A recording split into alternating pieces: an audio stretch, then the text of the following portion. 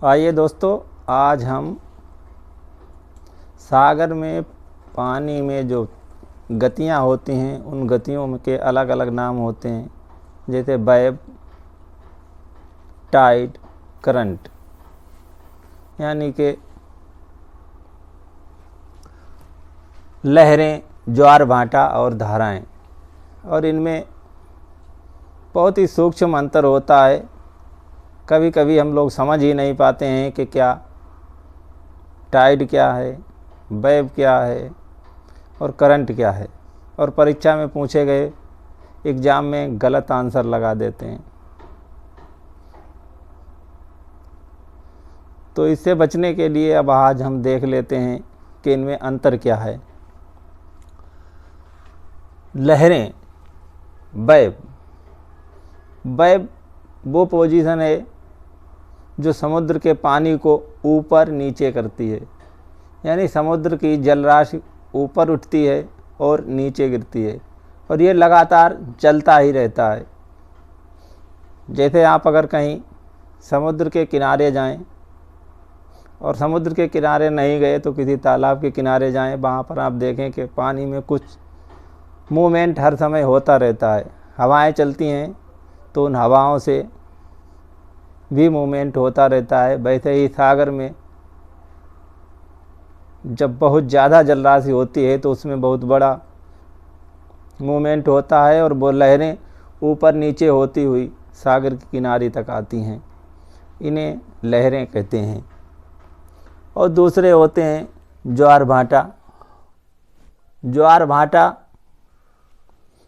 ज्वार भाटा असल में इसकी उत्पन्न होने के पीछे गुरुत्वाकर्षण बल और अपकेंद्रीय बल काम करता है। यानी कि ग्रेविटेशनल फोर्स और सेंट्रीफ्यूगल फोर्स काम करता है। अब ग्रेविटेशनल फोर्स पृथ्वी का और चांद का और सूरज का, ये तीनों का ग्रेविटेशनल फोर्स, और पृथ्वी की रोटेटिंग के वजह से पृथ्वी में उत्पन्न होने वाले सेंट्रीफ्यूगल फोर्स की वजह से हमारी पृथ्वी का जल स्तर कभी ज़्यादा ऊंचा उठ जाता है और कभी नीचे। लेकिन ये जल स्तर 24 घंटे में 2 बार उठता है और 2 बार नीचे गिरता है। इसे टाइड कहते हैं। जबकि वेव्स में ये जल स्तर बहुत ही जल्दी यानी कुछ ही मिनटों में या कुछ ही सेकंडों में ऊपर नीचे उठता रहता है। वहीं धाराएं जो हैं, ये ऐसी स्थिति होती है कि इसमें हमारे सागर तल का जल राशि एक स्थान से दूसरी स्थान की तरफ मूव करती है। यानी इन दोनों पोजीशनों में, वेव्स में और ज्वार भाटे में, सागर तल की राशि ऊपर नीचे चलती है और आगे बढ़ती है। लेकिन धाराओं में जल राशि ऊपर नीचे चलने के साथ ही साथ आगे बढ़ती है और वो बढ़ती ही चली जाती है। और इन धाराओं के प्रभाव से सागर का संतुलन बना रहता है। और ये तीनों प्रक्रियाओं से हमारे सागरों में ज्वार भाटा और धाराओं से सागरीय जल के संतुलन और उनका घनत्व बराबर होता रहता है, और ये बराबर बना रहता है। क्योंकि हम लोग जानते हैं कि पृथ्वी पर पानी अधिक है और स्थल भाग बहुत कम है। पानी बहुत ज़्यादा है, यानी कि लगभग 70% से अधिक पानी है। तो ज़्यादा जगह में पानी है तो वो पानी हमेशा हलचल करता ही रहता है। उन 3 तरीके की इन हलचलों से पानी में बहुत से बदलाव होते रहते हैं, और इनके पीछे उत्पन्न होने का कारण है लहरों में दोलन गति, पवन और भूकंप। ये शक्तियाँ काम करती हैं जिनसे लहरें आती हैं। ज्वार भाटे में पृथ्वी, सूर्य और चांद की ग्रेविटेशनल फोर्स काम करती है और पृथ्वी की सेंट्रीफ्यूगल फोर्स काम करती है, जिससे कि ज्वार भाटा आता है। और धाराओं में पृथ्वी की रोटेशन गति यानी पृथ्वी का जो मूवमेंट है और पानी का जो दाब है और पवनों का चलन है और बाष्पीकरण और वर्षा है, घनत्व प्रवणता है, तापमान में अंतर है और महाद्वीपों के तट हैं, ये सागर की लहरों को कंट्रोल करते हैं। सामान्यतः सागर की लहरें, तरंगें, धाराएं, ये हमारी पृथ्वी जो है वो पूरब से पश्चिम की ओर चलती है।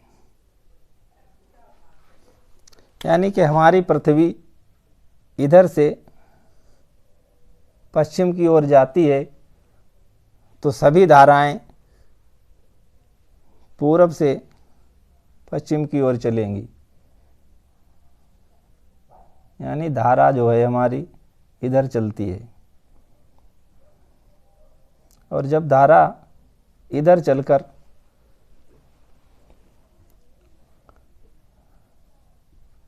कहीं पर स्थल मार्ग से जैसे ही टकराएगी तो उत्तरी गोलार्ध में ऊपर के लिए मुड़ जाएगी और दक्षिणी गोलार्ध में नीचे के लिए मुड़ जाएगी।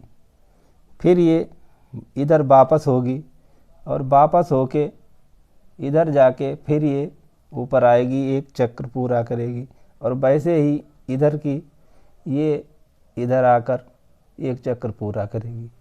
और ये जल जब इधर से इधर चलेगा और इधर ऊपर जाएगा तो ये गर्म धारा होगी, वहीं जब ये वापस होके नीचे आएगा तो ये ठंडी धारा होगी।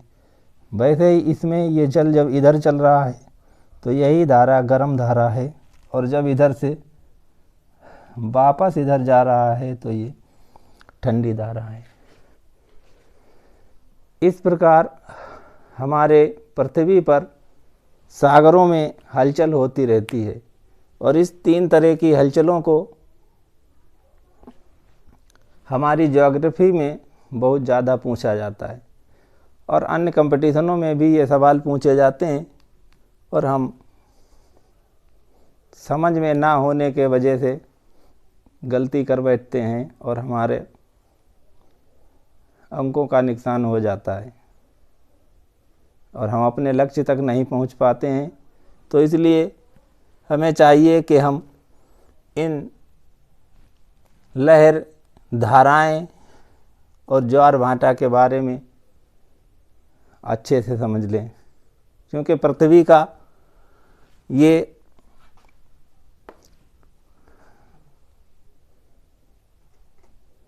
थ्री मॉडल है और ये 2D में समझाना मुश्किल है। तो आप लोगों को इस दिमाग से देखना चाहिए कि पृथ्वी ऐसे घूमती है और इस घूमने की वजह से जब पृथ्वी ऐसे घूमेगी तो जल स्तर पीछे के लिए भागेगा और वेव्स, धाराएं भी पीछे के लिए ही चलेंगी और सूर्य का गुरुत्वाकर्षण भी उसे पीछे के लिए खींचेगा।